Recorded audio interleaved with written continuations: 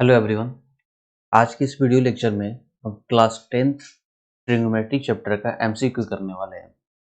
चलिए स्टार्ट करते हैं। जैसे कि आप देख सकते हो आपके सामने जो पहला क्वेश्चन है उसमें लिखा गया है 2 into sine 2 theta equal to √3। जब भी इस तरह के क्वेश्चन हो आपको क्या करना है, जो ट्रिग्नोमेट्रिक रेशियो होगा उसको एक तरफ रखना है, जो भी वैल्यू कांस्टेंट होगा उसको एक तरफ आप कर लो। तो अगर आप इसको लिखना चाहो तो ऐसे लिख सकते हो sine 2 theta is equal to √3/2। अब बस आपको ये चेक करना है कि ये √3/2 जो है वो इस ट्रिग्नोमेट्रिक रेशियो में कब आता है। यानी कि अगर यहाँ साइन लिखा हुआ था, आपको बस ये सोचना है कि ये √3/2 साइन में कब आएगा। तो साइन में √3/2 जो है वो साइन 60 का वैल्यू होता है। तो आप √3/2 की जगह पे लिख दोगे साइन 60। अब दोनों ट्रिग्नोमेट्रिक रेशियो सेम है, इसलिए इसका जो एंगल होगा वो भी बिल्कुल सेम होगा, यानी 2 थीटा जो होगा वो 60 डिग्री के इक्वल हो जाएगा। तो थीटा का वैल्यू जो होगा वो हो जाएगा 30 डिग्री। ओके, यानी कि ऑप्शन ए। चलिए सेकेंड क्वेश्चन देखते हैं। सेकेंड क्वेश्चन में सेम उसी तरह का दिया हुआ है, बस यहाँ पर वो जो इस साइड 3 दिया था, इस बार इस साइड -3 कर दिया है। ठीक है, तो अब क्या करोगे, आप इसे लिखोगे टेन टू थीटा, ये √3 के साथ मल्टीप्लाई में था, इक्वल टू में है 3। ये √3 मल्टीप्लाई में दूसरे साइड जाएगा तो डिवाइड में चला जाएगा, तो ये हो गया 3/√3। ओके, आप इसे चाहो तो रेशनलाइज कर लो। √3 से ऊपर, √3 से नीचे मल्टीप्लाई करके, तो ये हो गया 3√3 और नीचे आ जाएगा 3। ये 3 और ये 3 कैंसिल, यानी कि यहाँ मुझे मिल रहा है कि टेन टू थीटा का जो वैल्यू है वो √3 है।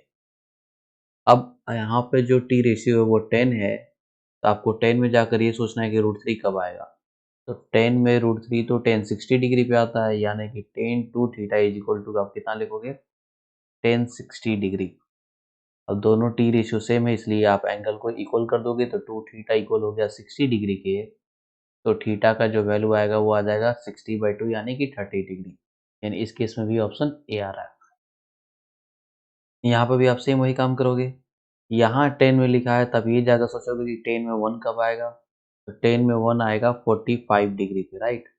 यानी कि 3x + 30 इज इक्वल टू कितना, 1045। इसका मतलब ये हुआ कि 3x + 30 डिग्री जो है वो इक्वल है किसके, 45 डिग्री। ये +30 दूसरे साइड माइनस में चला जाएगा, तो 3x का जो वैल्यू आ जाएगा वो आ जाएगा 15। यानी कि जो मेरा x आ गया वो आ गया कितना, 5। ओके, यानी इस केस में भी ऑप्शन ए। चलिए नेक्स्ट क्वेश्चन देखते हैं। यहाँ दिया हुआ है cosec थीटा इक्वल टू √10। अब देखो, यहाँ मुझसे सेक थीटा पूछा है। इसके पहले जितने भी क्वेश्चन थे उसमें मुझसे क्या पूछा जा रहा था, वहाँ पे एंगल के बारे में पूछा जा रहा था कि यहाँ पर थीटा कितना होगा, एक्स कितना होगा। ठीक है, देखिए इस केस में क्या है, इस केस में मुझसे पूछा गया है कि सेक थीटा का वैल्यू क्या होगा, यानी कि एक टी रेशियो देकर मुझसे दूसरा टी रेशियो पूछा जा रहा है। इस केस में आप ये सोच सकते हो कि क्या डायरेक्टली कोई फॉर्मूला है आपके पास इसको कन्वर्ट करने का। अगर डायरेक्टली कोई फॉर्मूला नहीं है तो आप क्या कर सकते हो, एक राइट एंगल ट्रायंगल बनाकर यूज कर सकते हो। यानी कि हमने एक राइट ट्रायंगल बना लिया, एबीसी नाम देते हैं। ये 90 डिग्री, इसे मैं थीटा बुला ले रहा हूँ। ओके, कॉसिक थीटा जो होता है ना, ये होता है हाइपोटेनस बाई परपेंडिकुलर। ओके, और इसका वैल्यू जो दिया वो √10 दिया, इसके नीचे कुछ नहीं है तो ये 1 होगा। इसका मतलब परपेंडिकुलर का जो वैल्यू 1 है, थीटा के सामने हम परपेंडिकुलर बुलाते हैं, तो इसका वैल्यू 1 दिया हुआ है, सपोज कर लेते हैं। 90 के सामने हाइपोटेनस होता है तो ये √10। फिर आप इसमें पाइथागोरस थ्योरम लगा लोगे। मुझे पता है कि हाइपोटेनस का स्क्वायर जो होगा वो इक्वल हो जाएगा perpendicular square plus base square. Base इस समय बीसी है तो ये बीसी का स्क्वायर। सॉल्व करोगे, ये 10, ये +1 उस साइड गया तो -1, ये बीसी स्क्वायर, तो ये आ गया BC square is equal to मेरे पास 9। स्क्वायर हटाओगे इससे रूट आ जाएगा, तो ये हो गया 3। ओके, तो बीसी का वैल्यू जो 3 आया, यानी कि ये 3 है। मुझसे पूछा गया है सेक थीटा। सेक थीटा क्या होता है, हाइपोटेनस बाई बेस। तो हाइपोटेनस जो है 90 के सामने, यानी कि √10, और थीटा के साथ जो होता है उसको बेस बोलते हो, तो ये 3 हो गया, तो √10/3, यानी कि ऑप्शन बी। आई होप कि क्लियर है। चलिए नेक्स्ट क्वेश्चन देखते हैं। नेक्स्ट क्वेश्चन में क्या दिया गया है, एक सेकेंड। ओके, चलिए साइन थीटा दिया हुआ आपके सामने x और सेक थीटा पूछा दिया गया है y और मुझसे पूछा जा रहा है कि टेन थीटा का वैल्यू निकालो। अगर आपको याद हो कि टेन थीटा का जो वैल्यू होता है वो होता है sine theta divide by cos theta. Sine theta divide by cos theta. अब इस साइन थीटा का तो वैल्यू पता है लेकिन कॉस थीटा का वैल्यू नहीं पता। लेकिन यहाँ पे आप देखोगे तो एक्चुअल में ये सेक थीटा का वैल्यू दिया कितना, y। आपको याद होना चाहिए कि cos थीटा और sec थीटा एक दूसरे का रेसिप्रोकल होता है, यानी cos थीटा इक्वल टू आप लिखते हो 1 बाई sec थीटा और sec थीटा को आप क्या लिखोगे 1 बाई cos थीटा। ओके, तो इस sec थीटा के जगह पे आप इसको अगर ध्यान से देखो तो एक्चुअल में ये क्या है 1 बाई cos है। ओके, तो देखोगे इसको मैं लिख सकता हूँ ये sin theta into 1 by cos और इस 1 बाई cos के जगह पे हम क्या लिख सकते हैं sec। ये हो गया sec थीटा। मुझे sin थीटा का वैल्यू पता है x और सेक थीटा का वैल्यू पता है y, तो ये क्या हो गया tan theta x into y. Tan theta क्या आ जाएगा x इंटू वाई, यानी कि ऑप्शन ए। चलिए नेक्स्ट क्वेश्चन देखते हैं।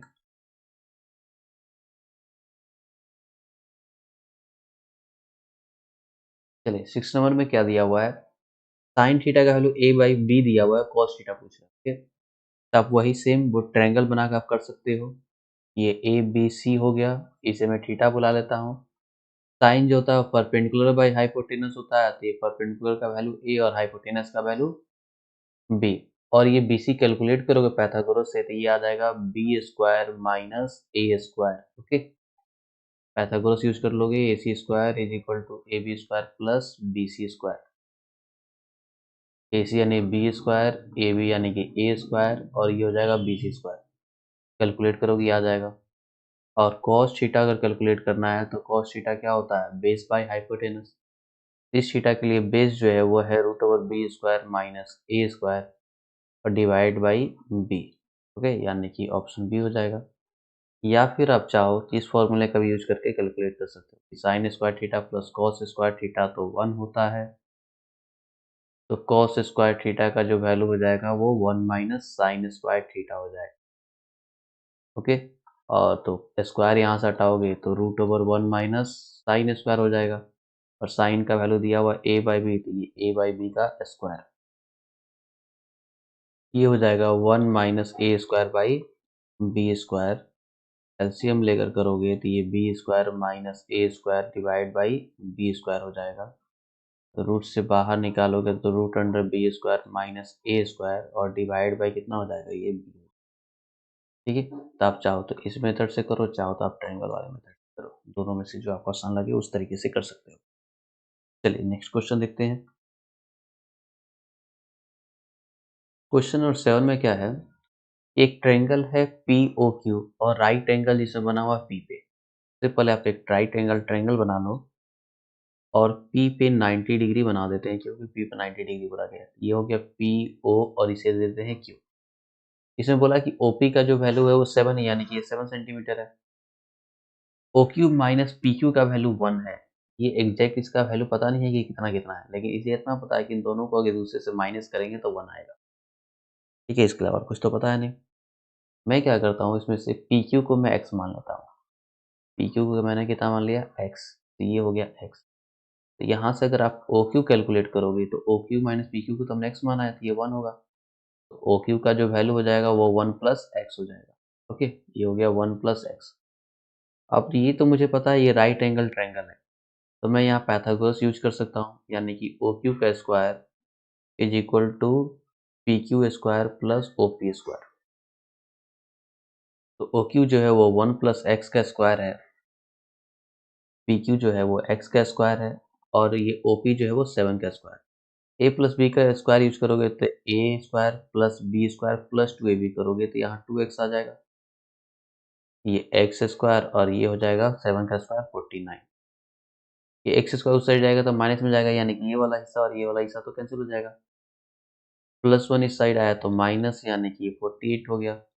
एक्स का जो वैल्यू आ जाएगा वो 24 हो जाएगा, यानी कि जो मेरा पी क्यू है वो 24 है और ये जो है ये एक्स प्लस 1 यानी कि 25 है। अब मुझसे पूछा गया साइन क्यू, देखेंगे साइन क्यू पूछा गया। इस क्यू के लिए साइन जो है होता है परपेंडिकुलर बाय हाइपोटेनस, ये तो परपेंडिकुलर है ओपी, यानी कि 7, और 90 के सामने जो है वो हाइपोटेनस है, यानी कि 25। तो साइन क्यू क्या हो जाएगा 7/25, ऑप्शन सी। चलिए नेक्स्ट क्वेश्चन देखते हैं।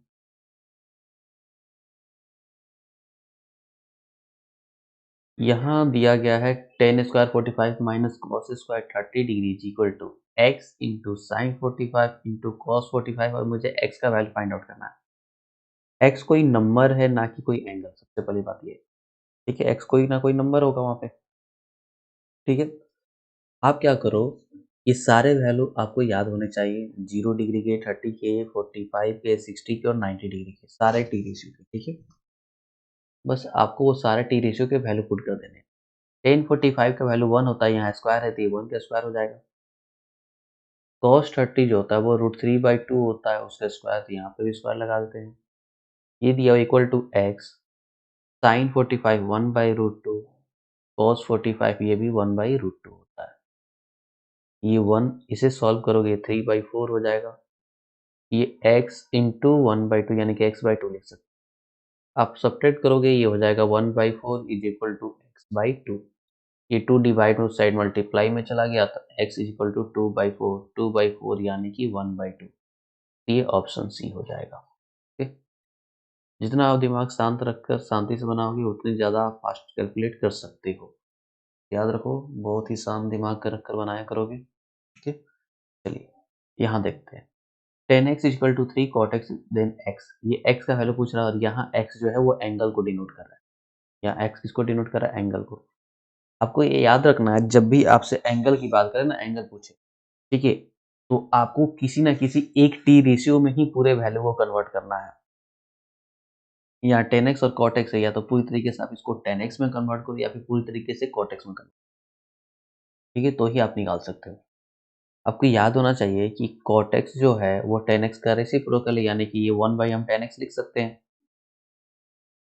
तो मैं क्या कर रहा हूँ, ये 10x हो गया इज इक्वल टू ये 3 इंटू cot x को 1/10x हमने लिख दिया।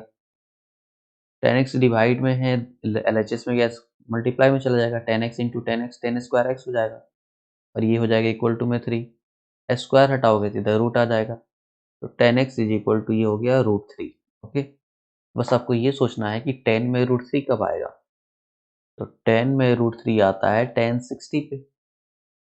60 डिग्री क्या होता है, tan 60 क्या होता है, √3। इसका मतलब x का जो वैल्यू है वो कितना हो जाएगा, 60 डिग्री हो जाएगा। तो आपको याद रखना है, अगर एक से ज़्यादा टी रेशियो दिया गया है और आपसे एंगल के बारे में पूछा जा रहा है, ठीक है, तो आपको क्या करना है, किसी एक टी रेशियो में ही कन्वर्ट करने की कोशिश करनी है। ठीक है, चलिए नेक्स्ट क्वेश्चन।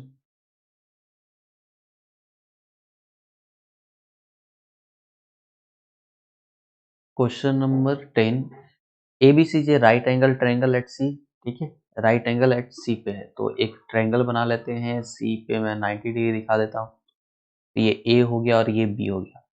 अगर सी 90 है तो ए प्लस बी भी कितना होगा, ए प्लस बी दोनों को ऐड करने पे भी 90 ही आएगा, क्योंकि तीनों को ऐड करने पे 180 आता है। यहाँ cos ए प्लस बी पूछा जा रहा है, यानी कि इनडायरेक्टली ये पूछ रहा है कि cos 90 कितना होता है, और आपको याद होना चाहिए कि cos 90 जो होता है वो 0 होता है, तो ऑप्शन ए। 11 नंबर क्वेश्चन देखेंगे, तो सेम क्वेश्चन लिखा गया, एबीसी एक राइट एंगल है, राइट एंगल कहाँ है, सी पे है, तो सी पे राइट एंगल बना हुआ है। यहाँ से एक ए प्लस बी पूछा है, ए प्लस बी मुझे पता है कि 90 है, यानी कि ये से एक 90 का वैल्यू पूछा है। सेक 90 जो होगा वो cos 90 का रेसिप्रोकल होगा, तो रेसिप्रोकल करोगे तो 1/0 आएगा। 1/0 यानी कि नॉट डिफाइन। ओके, ये क्या होगा, वो cos/90, और cos 90 का वैल्यू 0, तो ये 1/0, और 1/0 यानी कि नॉट डिफाइन। ठीक है, खैर अगर आपको वैल्यू याद नहीं है, तो वैल्यू याद है तो आप डायरेक्ट कर सकते हो नॉट डिफाइन।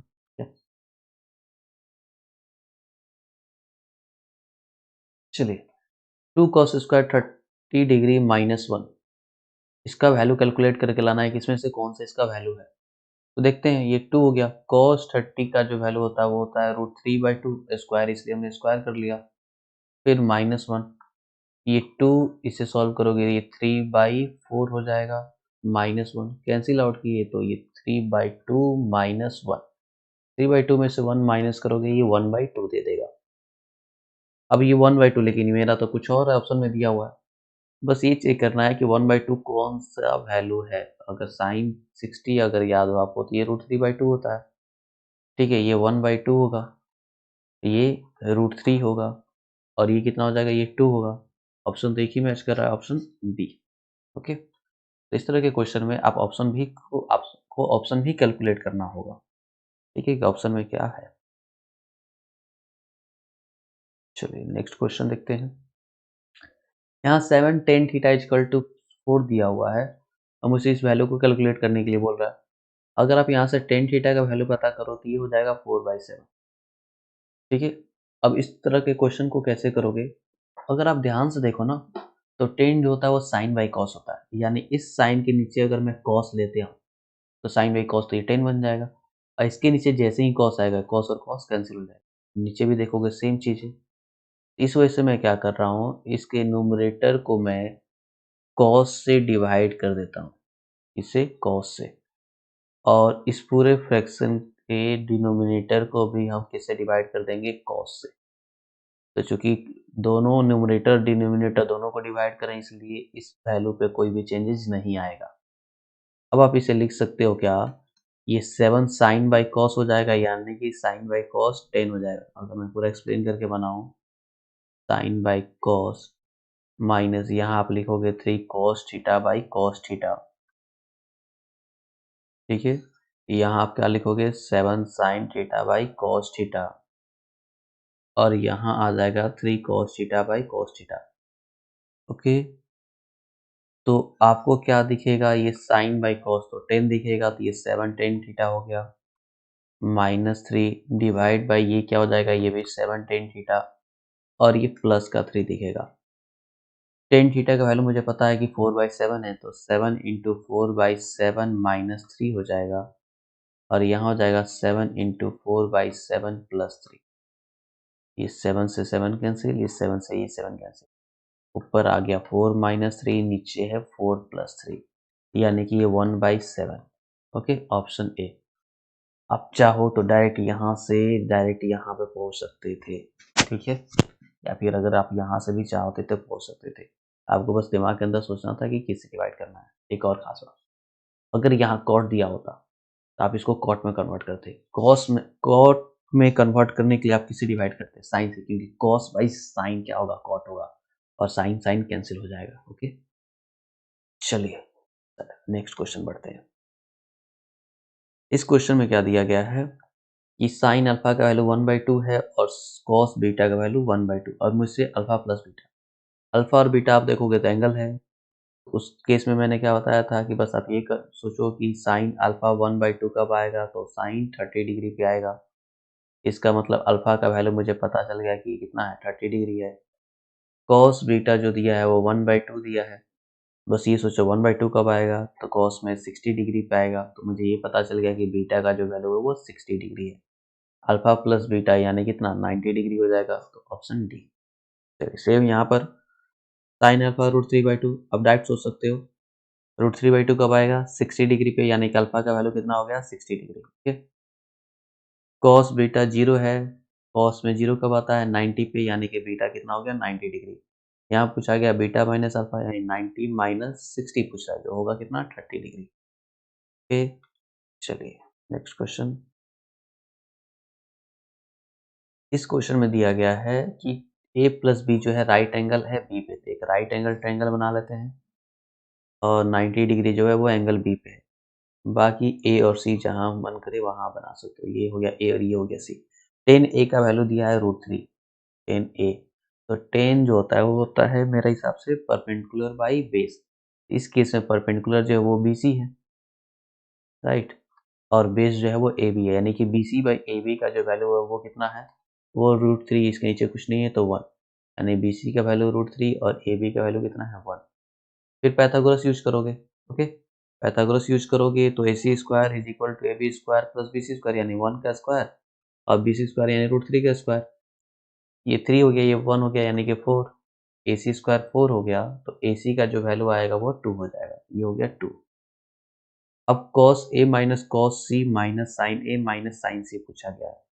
ठीक है, cos a कैलकुलेट करने जाओगे तो कॉस जो होता है वो बेस बाई हाइपोटेनस होता है, इसके लिए बेस जो है 1 है, हाइपोटेनस 2, यानी कि क्या लिखोगे 1/2। लेकिन जब कॉस सी कैलकुलेट करने जाओगे तो इसके लिए बेस जो है वो BC है, यानी कि √3 और हाइपोटेनस जो है वो 2 है।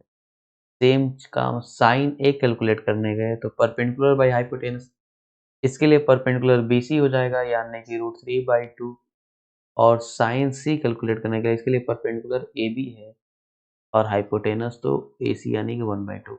ये साफ-साफ दिख रहा है कि ये वाला पार्ट और ये वाला पोर्शन दोनों तो सेम ही है, जब माइनस करोगे तो ये क्या आ जाएगा, 0 आ जाएगा। Option B. ठीक है, चलिए नेक्स्ट क्वेश्चन आते हैं। इस क्वेश्चन में दिया गया है कि एक एंगल ए का वैल्यू फाइंड आउट करना है। tan A प्लस बी √3 और tan A माइनस बी 1/√3 है। तो मैंने आपको बताया था कि बस आपको क्या सोचना है कि √3 tan में कब आएगा, तो tan में √3 जो है वो 60 डिग्री पे आता है। ये tan 60 हो गया। इसका मतलब ये हुआ कि A प्लस बी जो एंगल है उसका वैल्यू कितना है, 60 डिग्री है। सेम अगली बार काम, tan A माइनस बी जो है वो कितना है, tan 30 हो जाएगा, 1/√3 tan 30 का वैल्यू है, यानी कि A माइनस बी का जो वैल्यू है वो कितना है, 30 डिग्री। दोनों को अगर ऐड कर दें, plus B minus B cancel हो जाएगा, ये 2A हो गया और ये 60 और 30 90 हो गया। तो मुझे A का वैल्यू पता चल गया कि 45 डिग्री होगा। इस केस में तो 45 हो गया। इन केस अगर B पूछा गया होता तो आप इस A को यहाँ पुट करते तो 45 प्लस बी इक्वल टू 60, ये माइनस आ जाता तो B का वैल्यू आ जाता 15 डिग्री, 15 डिग्री। ओके, इस तरीके से आराम से आप इजीली कैलकुलेट कर सकते हो। चलिए इस क्वेश्चन को देख लेते हैं।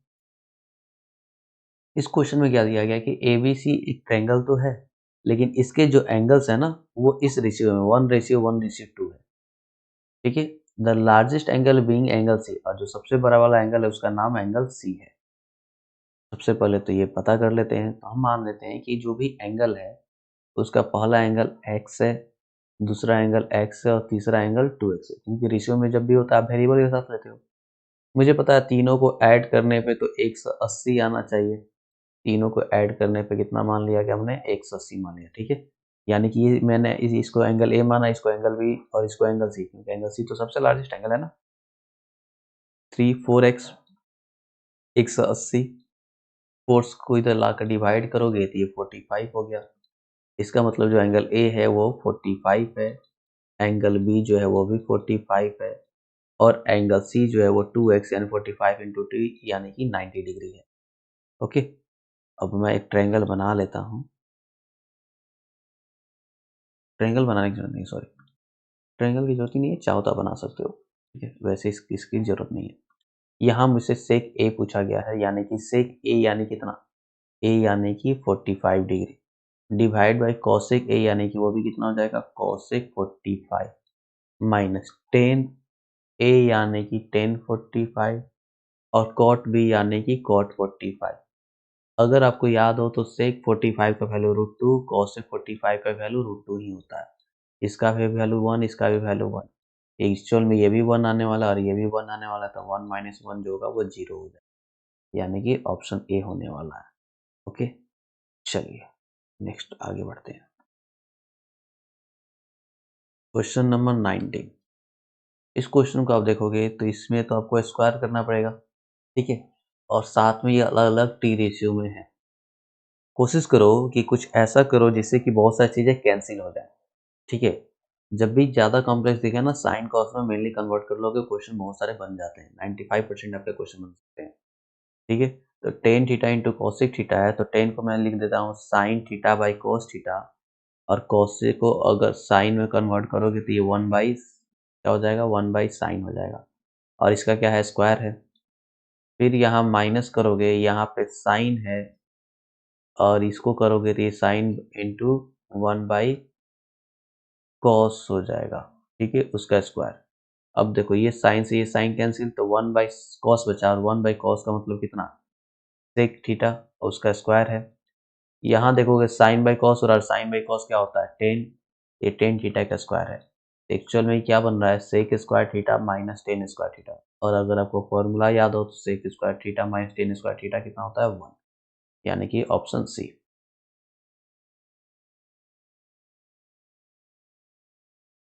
ये नेक्स्ट क्वेश्चन देखते हैं। यहाँ दिया है कि 10x plus cot X equal to 5 और ये 10 square X plus cot square X का वैल्यू पूछा जा रहा है।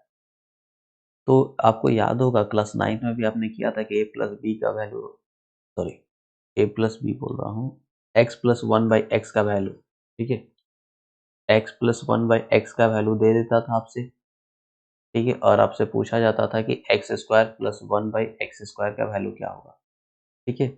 यहाँ पे इसलिए हम लोग इसलिए कैलकुलेट कर पा रहे हैं क्योंकि यहाँ पे एक दूसरे का क्या दिया हुआ है, रेसिप्रोकल दिया हुआ है, ठीक है।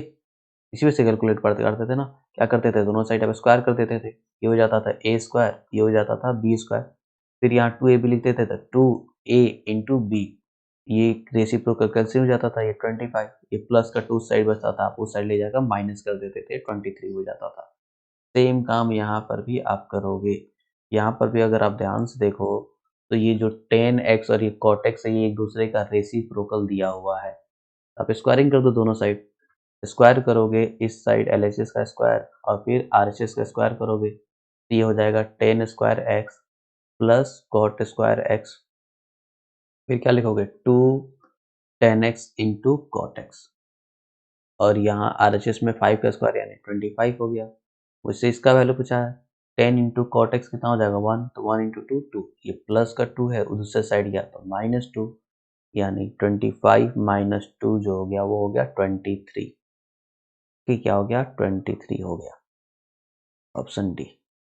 ओके, चलिए नेक्स्ट क्वेश्चन देखते हैं। इस क्वेश्चन में देखेंगे, इस क्वेश्चन में भी सेम वैल्यू दिया हुआ है, सेम तरीका, ठीक है, बस यहाँ दे दिया है 2।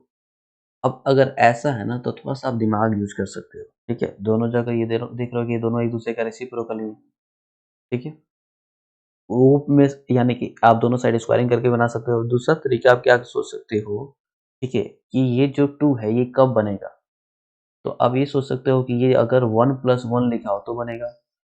टेन अल्फा का वैल्यू 1 और कॉट अल्फा का वैल्यू 1, यानी कि सेम अल्फा के लिए क्या 1 होता है क्या, आपको पता है कि हाँ, टेन 45 और कॉट 45 जो होता है वो 1 होता है, यानी कि अगर मैं अल्फा को 45 डिग्री बुला लूँ, अल्फा को मैं कितना बोल दूँ 45, तो ये भी 1 देगा और ये भी 1 देगा और 1 1 और 2 हो जाएगा, यानी कि ये रिजल्ट सही होगा, बैठ रहा है इस अल्फा पे 45 डिग्री पे, अल्फा का वैल्यू तो 45 डिग्री होगा। तो इसके पीछे वाले क्वेश्चन में ऐसा नहीं था, इसके पीछे वाले क्वेश्चन में जो वैल्यू दिया था वो कितना दे दिया था, वो 5 दे दिया था, और आपको कोई ऐसा वैल्यू याद नहीं है, कोई ऐसा एंगल आपको पता नहीं है टेन और कॉट में जिसको ऐड करने से 5 आ जाए, लेकिन इस केस में मुझे पता है, इसलिए मैं बस इसका प्रॉफिट उठाऊंगा, इसका फायदा उठा लूंगा, ठीक है, कि अल्फा का वैल्यू अगर मैं 45 रखता हूँ तो ये कंडीशन सेटिस्फाई कर रहा है, तो मुझे पता चल जा रहा है कि अल्फा का वैल्यू 45 डिग्री है, तो मैं यहाँ पर 45 रखकर कैलकुलेट कर सकते हैं, यानी टेन स्क्वायर 45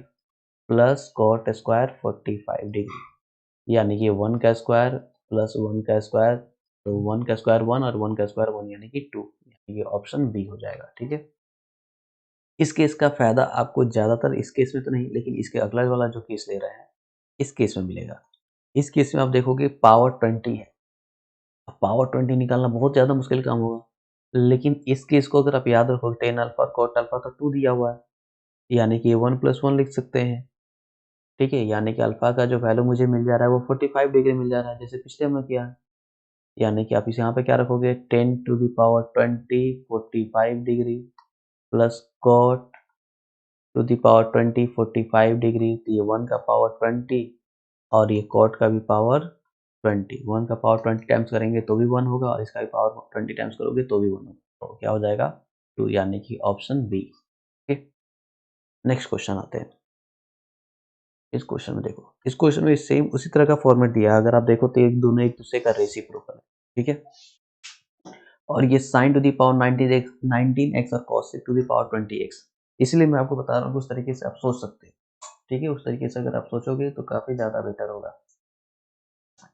तो देखो आपको बस ये सोचना है कि किस एंगल के लिए, ठीक है, यहाँ पर तो इस 2 को हम क्या लिख सकते हैं 1 प्लस 1 दो हिस्से में ब्रेक कर दिया, किस हिस्से के लिए दोनों का दोनों वैल्यू सेम होगा, कौन से एंगल पे, तो अगर आपको याद हो तो 90 डिग्री यानी कि साइन 90 जो होता है वो भी 1 होता है और कोसेक 90 जो होता है ये भी 1 होता है, तो यानी कि x का जो वैल्यू होगा वो कितना हो गया 90 डिग्री हो गया, बस आप रख दो।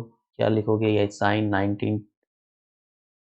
90 और उसका पावर 19, कोसेक 90 डिग्री और उसका ही पावर कितना है, उसका पावर 20 है। साइन 90 1 होता है, 1 का पावर 19 टाइम्स, और ये कोसेक का पावर, कोसेक 1 भी 1, तो इसका पावर 20, ये 1 और ये भी 1, यानी कि मेरा ऑप्शन, ये आंसर 2 आ रहा है, यानी कि ऑप्शन सी हो रहा है। ओके, आई होप ये क्लियर होगा। आपको बस ये देखना है ये दोनों एक दूसरे का रेसिप्रोकल होना चाहिए, और किसी खास एंगल के लिए इन दोनों का वैल्यू जो सेम हो रहा है उसको ऐड करने पे ये कंडीशन सेटिस्फाई कर देना चाहिए। अगर कंडीशन सेटिस्फाई नहीं कर रहा है तो नहीं बनेगा। ठीक है, उसके लिए दूसरा तरीका यूज करना होगा, वही आप स्क्वायर करके दोनों साइड स्क्वायर स्क्वायर कर करके बार बार बनाओगे, स्क्वायर करके या फिर क्यूब करके। ठीक है, चलिए इस क्वेश्चन को देखते हैं। इस क्वेश्चन में क्या करो, कन्वर्ट करने की कोशिश करो। ठीक है, ये दिया हुआ है और आपसे ये वैल्यू पूछा जा रहा है। ठीक है, तो अब क्या करते हैं, मैं अगर यहाँ से साइन ए का वैल्यू कन्वर्ट करूंगा तो 1 माइनस साइन स्क्वायर ए लिखूंगा, और 1 माइनस साइन स्क्वायर जो होता है वो होता है कॉस स्क्वायर ए। इसका मतलब मुझे ये पता चल गया कि साइन ए का जो वैल्यू है वो कितना है, कॉस स्क्वायर ए है। ओके, साइन ए का वैल्यू कॉस स्क्वायर ए, तो जहां भी कॉस स्क्वायर ए होगा वहां आप साइन ए रख दोगे, और अगर इसका पावर एक बार और स्क्वायर करोगे तो इधर भी स्क्वायर होगा। राइट, एक वैल्यू मुझे ये मिल चुका है, ये ध्यान रखना। ये क्यों कर रहे हैं, ताकि मुझे cos टू दी पावर 4 का वैल्यू पता चलेगा। ठीक है, और ये क्या हो जाएगा, साइन स्क्वायर ए। तो जहाँ cos टू दी पावर 4 है वहाँ साइन स्क्वायर ए रखेंगे, और जहाँ cos स्क्वायर है वहाँ साइन ए, तो यहाँ साइन ए हो गया इसकी जगह पे, और cos टू दी पावर 4 की जगह पे साइन स्क्वायर ए, यानी कि इसका जो वैल्यू आएगा वही आएगा। इसका वैल्यू ऑलरेडी मुझे पता है कितना, 1। ओके, यानी कि इसका वैल्यू कितना हो गया, 1 हो गया, यानी कि ऑप्शन ए। ओके, चलिए नेक्स्ट क्वेश्चन देखते हैं।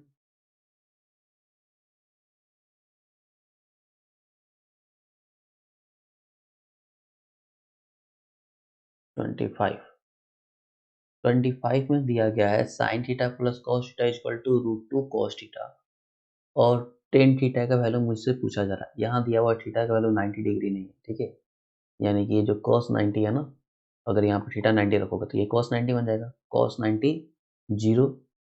ठीक है, तो कॉस 90 बोल सॉरी 90 डिग्री को मना कर दिया गया है, यानी कि कॉस 90 जो होगा वो जीरो, तो सॉरी क्या बोल रहा है, एक मिनट फिर से सुनेंगे।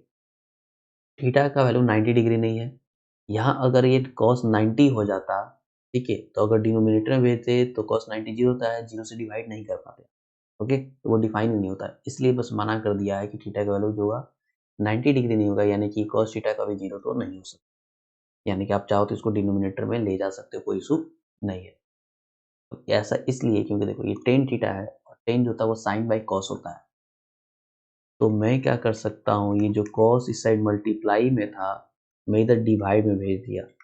डिवाइड में तभी भेज सकते हैं जब इसका वैल्यू जीरो ना हो, इसी वजह से थीटा का वैल्यू 90 डिग्री को मना कर दिया कि 90 नहीं। ठीक है, तो आप इसको डिवाइड में अगर करोगे तो आप ऐसे लिख सकते हो, sine theta by cos theta, और इसे आप लिख सकते हो cos theta divide by cos theta, और ये हो गया √2। ये हो जाता है साइन बाई कॉस 10 हो जाएगा, ये +1 इक्वल टू √2। तो टेन थीटा का जो वैल्यू होगा वो आ जाएगा √2 - 1, यानी कि ऑप्शन ए।